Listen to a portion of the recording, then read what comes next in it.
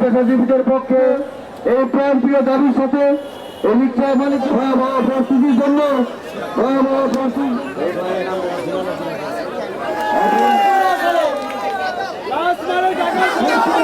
রিক্সা হচ্ছে পরিবেশ বাংলার চালু হচ্ছে, সেটা কোনো পরিবেশ দূষণ করে না। আমি বলেছি সেটা তাদের গাড়ি গুলো শোনে করবেন 72 ঘন্টার মধ্যে। দেশে যদি সবকিছু যদি অবৈধ জিনিস বন্ধ হওয়া যায়, তাহলে আমাদের অটোটা অবৈধটা বন্ধ হয় না কেন? আমাদের এই ডাক্তার ইউনুস স্যারকে এটাই আমাদের কাছে অনুরোধ, এই মনে করো অবৈধ অটোটা বন্ধ করে দেওয়া হোক। অটো রিক্সাগুলো 100 টাকার ভাড়া 50 টাকা চলে যায়, তারা মানুষের মানবতা দেখে না।